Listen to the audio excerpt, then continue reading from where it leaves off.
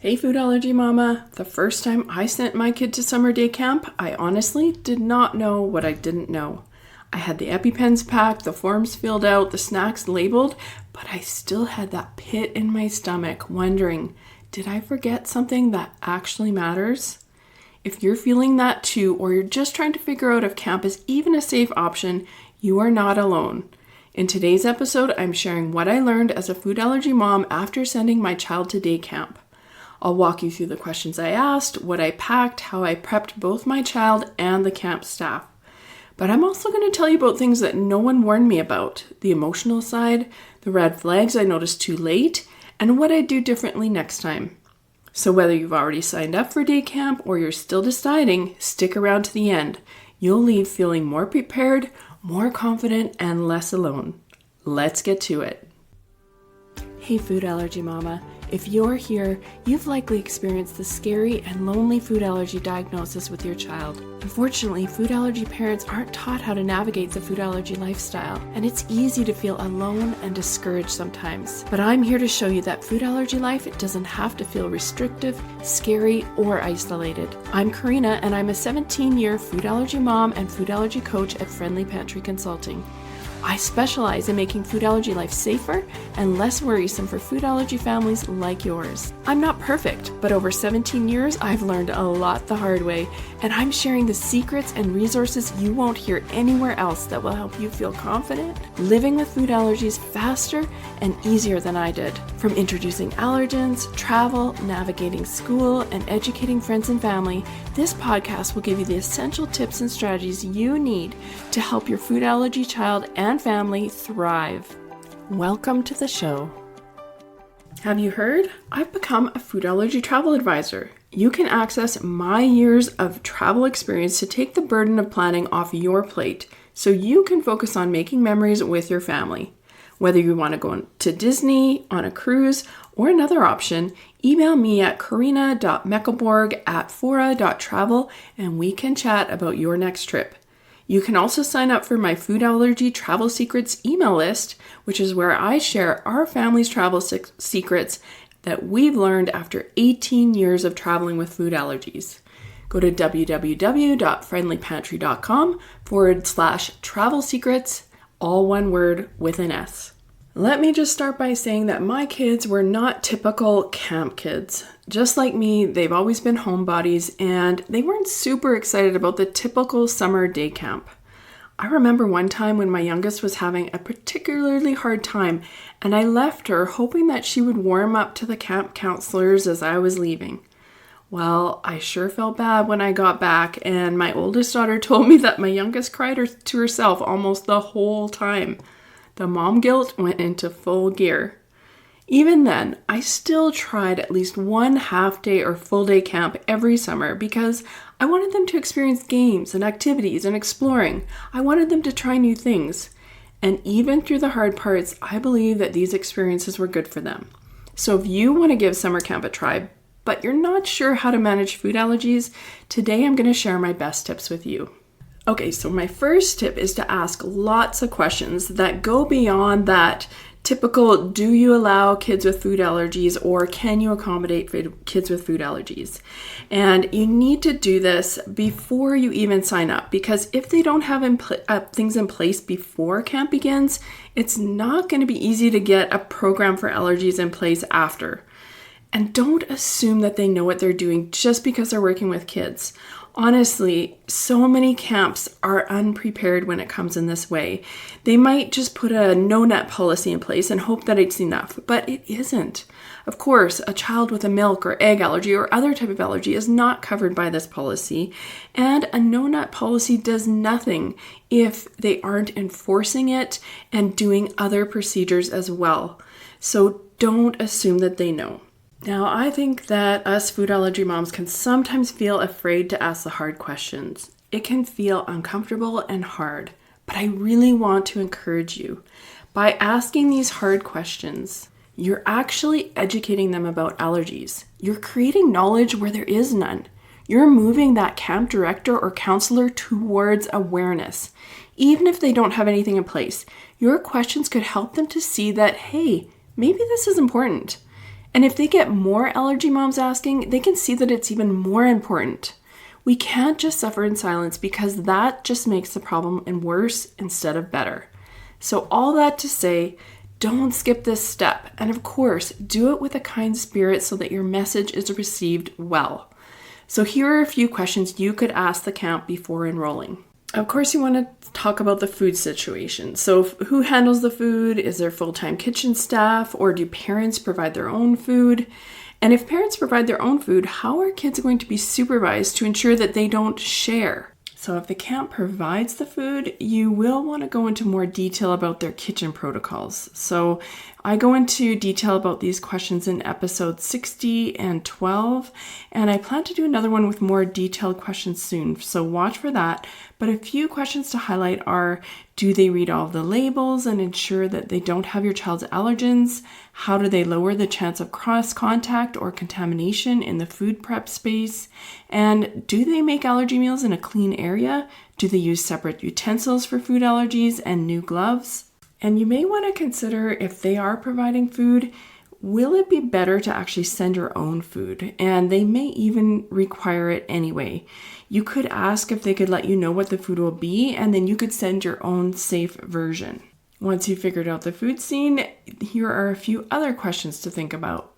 Is there a fridge or microwave available? How are medications stored and where? Are they in close proximity to your child?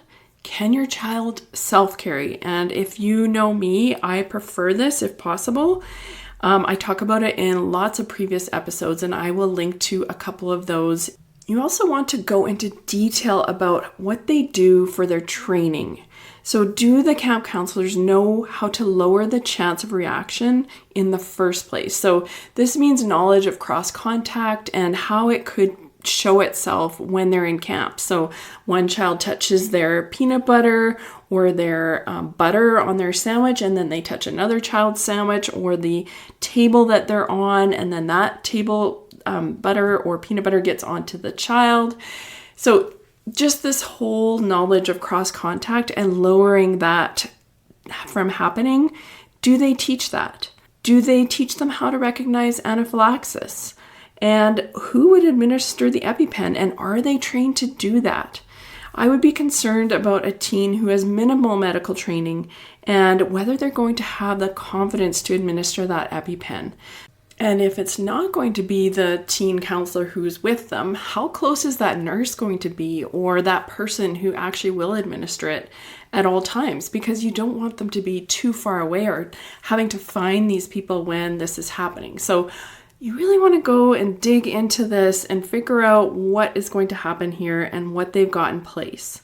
So a couple of red flags to watch for is vague answers. So sometimes they just like to say, oh, we've had kids with allergies before. But I don't think that's enough, because just because you've had it before doesn't mean that you know how to deal with it.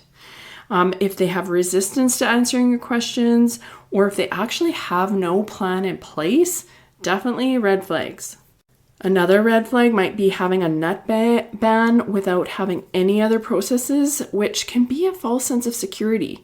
So first and foremost, as I mentioned before, a nut ban does nothing for other kids or other allergies. And if they're just relying on the nut ban and not teaching people how to use the epinephrine and all of that, that's going to be dangerous as well. So you want to make sure that they have full processes in place, like washing hands and surfaces before and after eating, not sharing food, keeping a close eye on allergy kids, good training that recognizes anaphylaxis and how to use the epinephrine, and all of those kinds of things. Okay, the second tip is to prepare your child. Now, if your child is school age, all of these things are going to be similar to what you're going to teach them for school. And I have a whole checklist of skills that is great for kids aged 2 to 7 to help them be more independent. You can grab that for free at friendlypantry.com/empowerment. And here's a few that I'll highlight from that list. And number 1 is to role play what they'll do if they feel symptoms. So role playing is such a great way to practice, and it helps kids to understand what to do. And if your kids are like mine and they don't like to act things out themselves, you could try doing it with their stuffies. Number 2 is to practice how to say no thank you confidently if they're offered food. They never have to feel like they must take something to be polite. This is really hard for some kids, and it's important to just practice saying no thank you so that they can feel confident when that comes to be if that happens. Number 3 is let them be part of packing their safe food items so they know what's what when it comes to snack time. And part of the fun might even include letting them choose their favorite safe foods to bring. And number 4 is teach them to recognize unsafe situations like shared snacks or food that hasn't been approved by you or their trusted adult, or food that doesn't have a label that they can read if they're old enough. Okay, so let's move into what you're going to pack and bring with them to the summer camp. And the first thing is, of course, your clearly labeled epinephrine, whether that's the Neffy or your injectors and other meds like asthma inhalers. And make sure to put them in a cooler pack if the weather is going to be hot. I have some information on a few different options for this. It's called an episode called How to Store Epinephrine in the Heat. You can go to episode 66 where I talk about several options, and I'm going to link to that episode in the show notes. But you also want to send your anaphylaxis emergency plan, which is going to include their allergens, their symptoms, how your child communicates a reaction, emergency steps, and a photo. And don't forget that photo is important because if those teachers are looking or those counselors are looking at all the kids, knowing what the kid looks like is a huge help to them. So make sure you have an anaphylaxis emergency plan with an updated photo. If you don't have one from your allergist, you can go to the FAIR website that has a really great general one that you could use. You might also want to consider an allergy t-shirt or a medical alert bracelet. So if your child is young, a t-shirt can make it super easy for the staff to identify that your child has an allergy. It becomes a little less helpful when your kids can read and now your child is identified as different because it says, I have allergies or don't feed me food.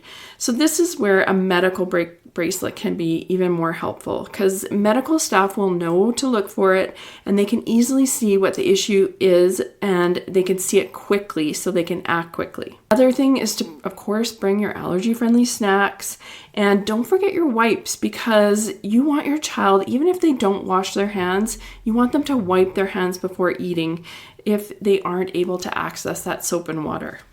All right, tip number 4 is to meet the staff before the camp starts. And this is honestly something I didn't do, but I feel like it would have been so helpful. And why didn't I think of it sooner? Because it would have helped the camp counselor to feel confident and then helped me to feel confident too. So just ask for that quick check-in meeting before camp starts on the first day. And what you can do is check in with them, bring your epinephrine training device, show them how to use it, show them the anaphylaxis plan, answer questions that they might have. All of these things are going to go a long way, not only for your nerves, but to ensure everyone is on the same page. Tip number 5 is to be ready for those doubts because it is so easy to doubt yourself when it comes to food allergies and any kind of activity where you're not going to be there. And I remember that I kept asking myself, am I being overprotective? Am I making too much of a deal of this? First of all, I say no, you are not being overprotective. I hope that when parents ask the questions and make the requests that it can show the summer camp where their weaknesses are. It's actually helping them create better processes. It can also help another food allergy kid stay safe as well. So don't be afraid to ask the questions and push in a kind and helpful way to make improvements. Of course, try and be cooperative, work with a sense of unity and patience and kindness because that is going to create a great relationship and help everyone. You may also feel those doubts about leaving your child. Be prepared. Your mind might run into spirals about whether you should leave or whether you've done enough. But once you've researched the camp, you've asked the questions, you've prepared your child, and you've confirmed with the leader on the first day, you have done a great job. Of course, the camp just doesn't seem prepared. Go with your gut. But once you've done everything you can, it's time to remember why you signed your child up in the first place and let them enjoy their camp. Here's the thing. If you're worried about summer camps in general, it's okay to start small. Start with a half-day camp, and if that goes well, work your way up. You don't have to start with a full day or sleepaway camp right away. And remember, it's okay if camps are not for you at all. There is nothing that says summer camps are required for kids to becoming amazing adults.